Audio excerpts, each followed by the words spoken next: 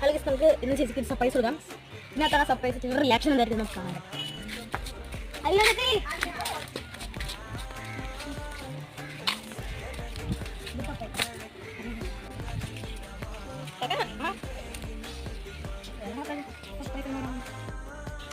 ചേച്ചി നിങ്ങൾക്ക് തുറക്കുകയാണ്. നിങ്ങൾക്ക് എന്തായിരിക്കും എന്ന് പറയാൻ പറ്റുമോ? നിങ്ങൾ മനസ്സിൽ ചിന്തിക്കാൻ പറ്റുമോ?